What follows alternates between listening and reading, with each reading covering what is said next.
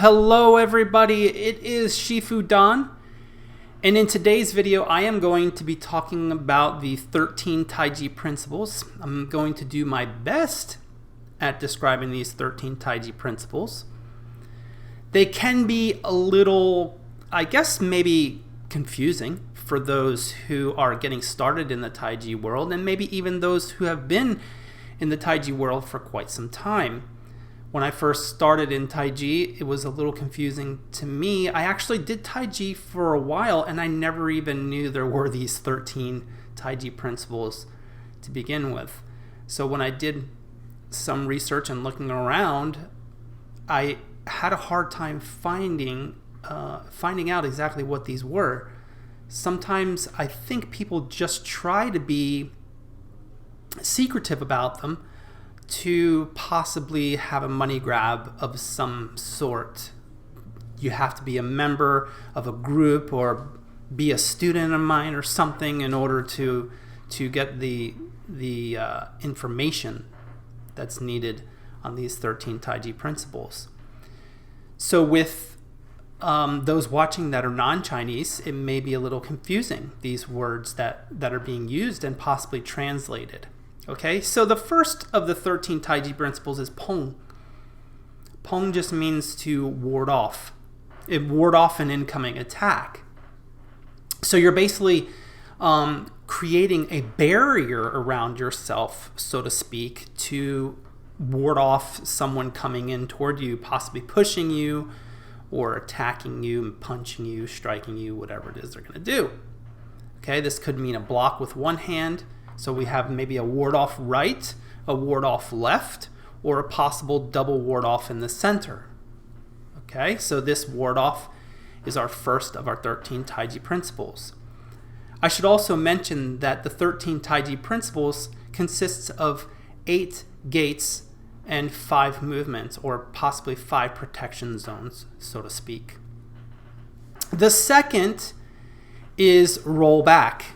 This means to basically dissolve an incoming attack. So instead of us repelling an incoming attack with ward off, we are absorbing an incoming attack with Lu.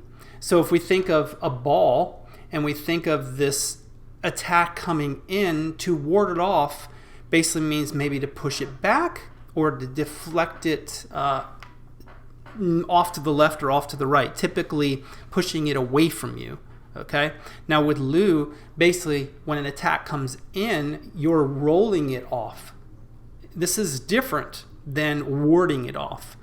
With a Lu, you're basically allowing this attack, which in this type of a situation would probably be a push, or it could be even a punch, to your shoulder or to your chest, and you're turning and you're taking that incoming push or punch to dissolve the power that's coming in and moving it and rolling it off and letting it go behind you. You're redirecting it like a ball. It's like a ball is spinning. You're spinning that force or that power back around and through the other direction. Okay? So the third one is called Ji. Ji means to press, okay? So this typically means that you're pressing into a center point, okay? So you're taking all of your power with 2 hands and bringing it into kind of like a triangle position into a point, and that point then is going to connect and press into a specific part of a person's body. Now, if you're going to do this technique, I should note that probably the best place to use Ji is to attack a person's center line. If you're going to use Ji on a person's shoulder and it's not going to affect their center, then there's really no point in doing it. You should be always thinking this way of using Ji to attack a person's center line to make them move backward or to the side off of their center. Should usually affect their lower half of their body, usually affecting their feet. So if I G here and I'm attacking the center, most of the time you'll step backward and mess up your footing. And then if you're in a fighting situation, then you can follow through and attack with a strike of some sort. Now the fourth, which is our fourth of our four primary gates, is on. And on means to push.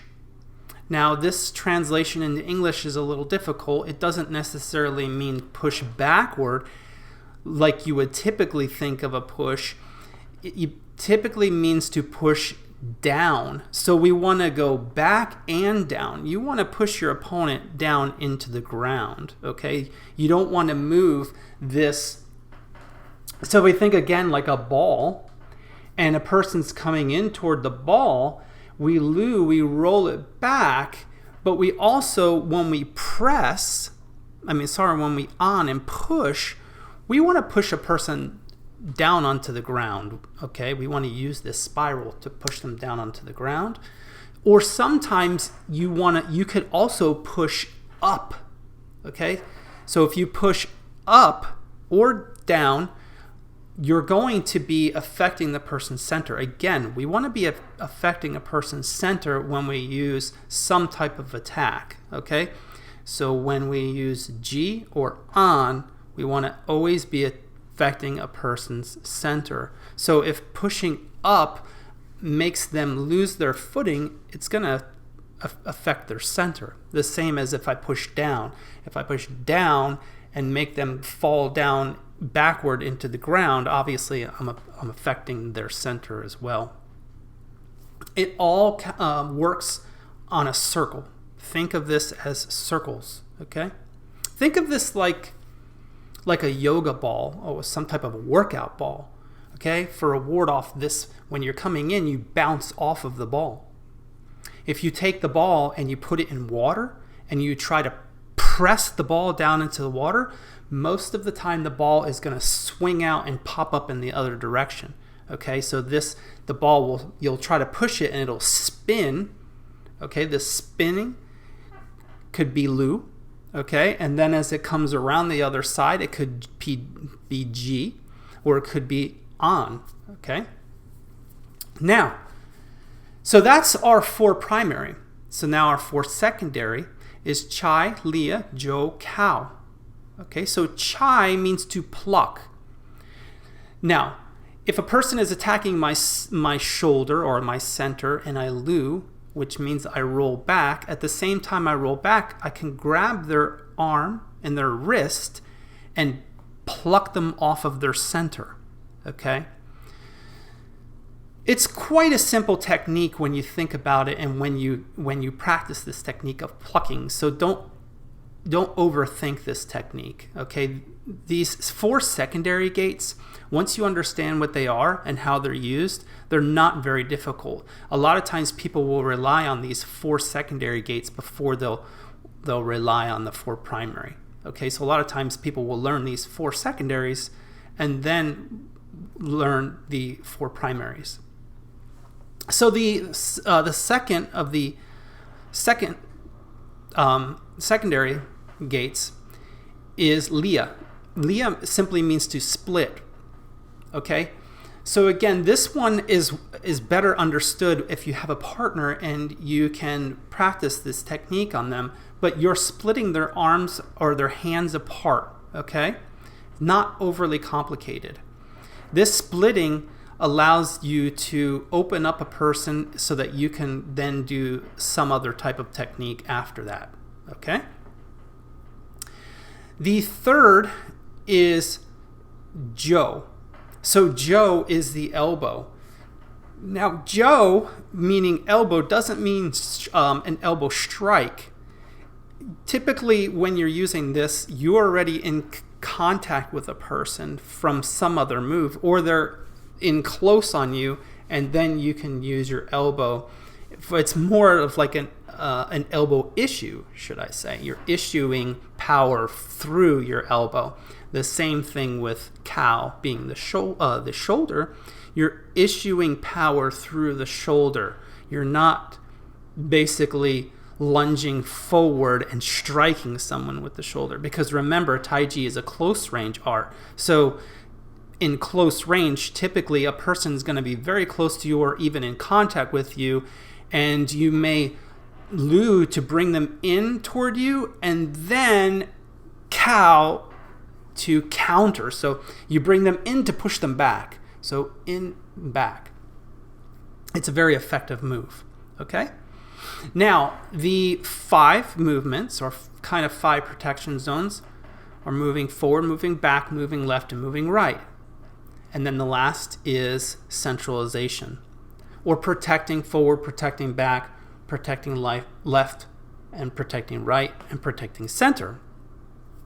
Now, I would argue to say that protecting your center is going to be one of your most important of the 13 Taiji principles, because if you can't protect your center, all the other principles are going to be very difficult for you. So learning to protect the center should probably be your primary focus of all these 13 Taiji principles.